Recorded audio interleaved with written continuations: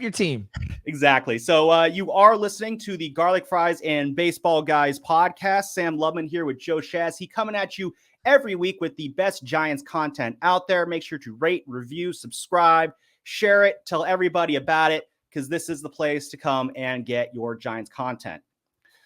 So the Giants did play baseball this week, as they do every week during the season. They didn't just sign Logan Webb to a contract. They did play the Dodgers this week, and it was a very up and down series, more downs than up. The Giants, were only able to take one of these three games.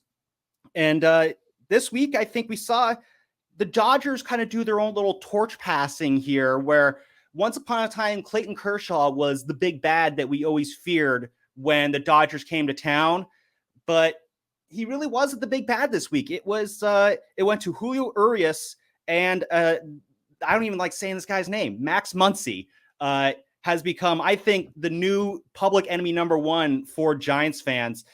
Shask, just at this point, how do you even pitch to Max Muncy anymore? You just try to walk him, or is there a desire to, we want to try and beat him no matter how many times that we fail at it? Stop pitching to this guy. I mean, that's straight up. Like, Scott Harrison, move aside. Nolan Arenado, Paul Goldschmidt, the Hairston brothers, all move aside. Paul LaDuca, move aside. All great Giants killers, move to the side. Michael Tucker. This is one of the worst Giants killers of all time. This guy has destroyed them, and they need to put one right in his back. I mean, like, straight up, stop pitching to this guy. And they need to keep bunting and forcing him to play defense at third base. Make this guy move. If he's going to play third base, keep bunting and force him to move. But I'm so sick of watching him. And the thing that frustrated me this week about the Giants-Dodgers series, it's not just the Max Muncy thing. They've gotten a lot worse, the Dodgers. They've lost... Gavin Lux was supposed to replace Trey Turner. Trey Turner is one of the best players in baseball. I mean, as evidence of him starting for Team USA. And then they got Gavin Lux to replace him. I don't think Gavin Lux is a traditional shortstop. I think he's more of a second baseman.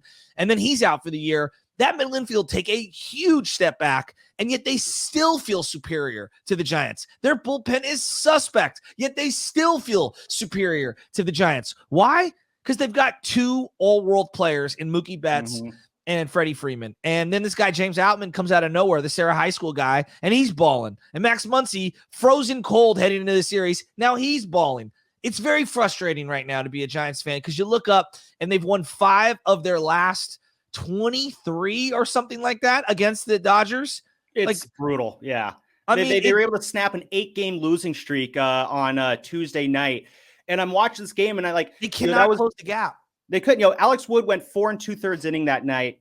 He was kind of looking a little bit wild in the 5th inning. Gabe Kapler came out to take him out. I'm trying to think to myself, it's like, do you let him work through it there? He was a little wild. He threw 13 pitches in that 5th inning, and only 5 of them were in the strike zone.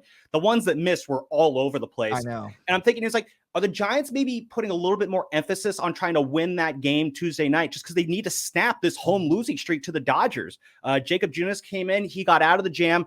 Got into another jam the next inning. All right, don't let him work out of it. Let's have Scott Alexander come in. And then, of course, the bullpen was able to close things out. The Giants got the win. It was a really good win. Whenever you beat the Dodgers, great. When you end a home losing streak to the Dodgers, it's good, because the Giants, Bonte said it on the Morning Roast the other day, Giants got a Dodger problem.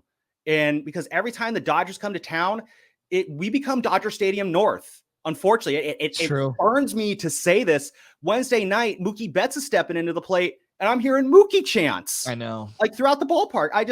It's gotten, but it's really fallen down for the Giants. It's gotten to a very dark place, and it's not great right now. Well, and I think this goes back to the Logan Webb conversation, where you have to have your own that we can embrace. I mean, I like the Michael Conforto signing. Now he's hurt. We'll see how long he's out. But I like the Conforto signing. But you can't have a team of free agents or guys that are 1 and 2 year, stopgaps and expect us to embrace those players if they're not all world. I think it's very, very difficult right now for Giants fans to embrace this team. Logan Webb and Camilo Duvall.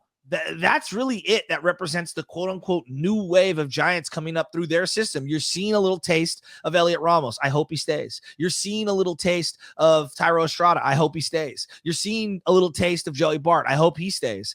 But it takes time for this team, for this fan base to embrace some of these guys. And, it was great to see Darren Ruff get a big hit in his first time back, but I always question, okay, what's Darren Ruff really going to do to the bottom line of the team moving forward? Okay, maybe he helps you win a couple of games here and there, that's where I'm like, I'm ready to take the step back, to take the big step forward. And it feels like to me, the front office is stuck in, there's a nobility in competing. It's like, no, like we have rejected you bringing castoffs in here and being an 84 win team. We will embrace you being a 71 win team if it means we're seeing our own come up through the system and play. Do you get where I'm going?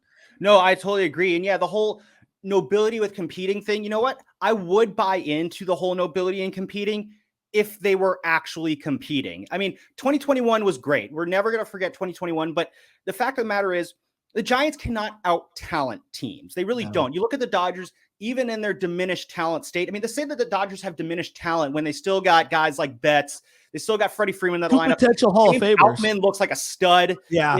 There's still that the rotation, the bullpen for the Dodgers is still just as strong. They may not win 111 games this year. That's still a damn good team that the Dodgers have. The Giants, they can't out-talent them. So you're seeing where they really have to outmaneuver, out-matchup, out-platoon, out this, out that. I heard, a statement the other day on one of the other radio stations here in the Bay Area where the belief was that Farhan, he's building his roster day by day to win that day's game. And it was like, that's what he does. And I like that.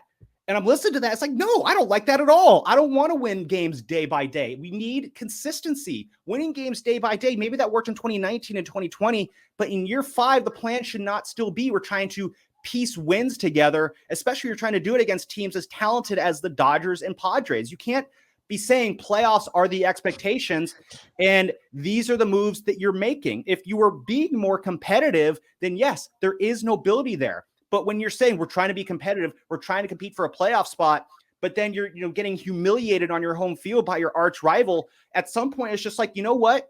Take the step back. You talk about Darren Ruff.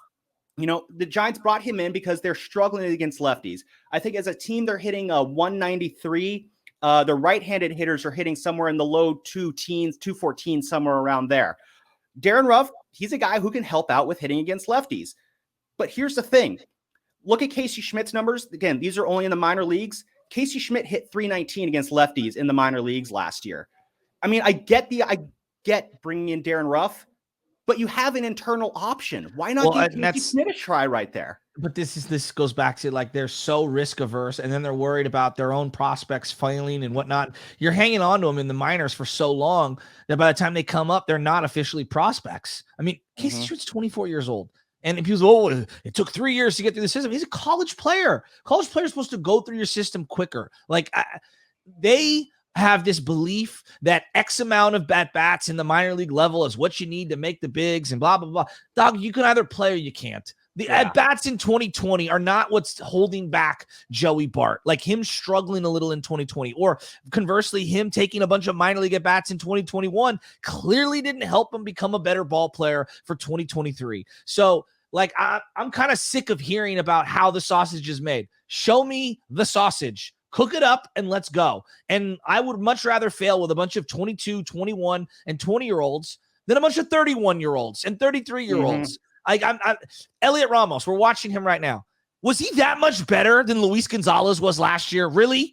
Not really? No. Really? I mean, that's where I'm going with this. Like, I'm frustrated. Like, I'm sick of seeing it. Like, right now, you've had 4 or 5 different catchers play catcher this year.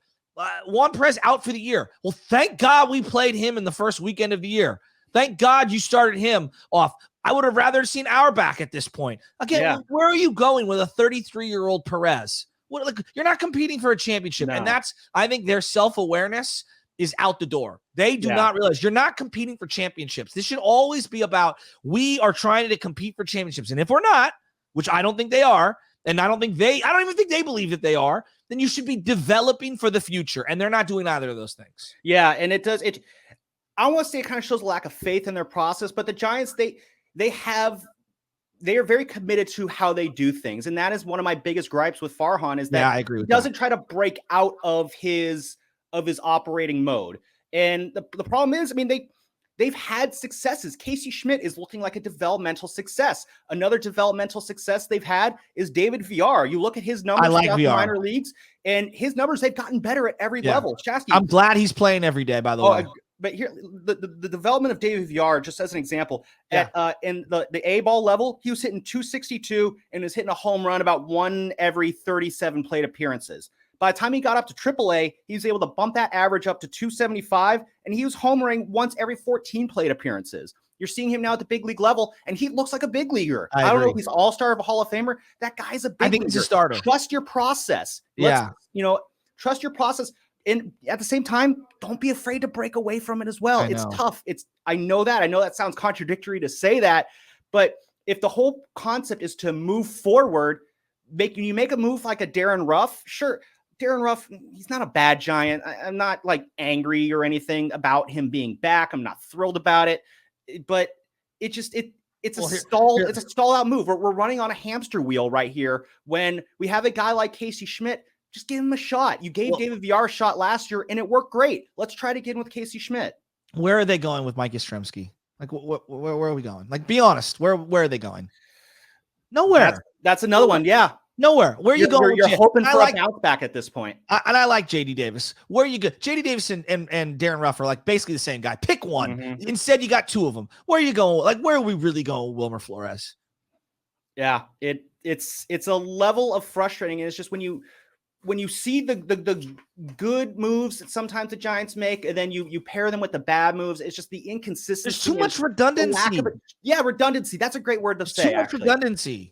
That's my biggest issue is everything is like redundant. Like Jock's a DH, doesn't really have a defensive position. Well, so does JD Davis. Well, one guy's a lefty and one guy's a righty. It's like, all right, well then why is Darren Ruff here? That's two of them. Then why is Wilmer Flores here? That's three of them. Like those guys are all the same guy to me, right? Essentially limited positional versatility.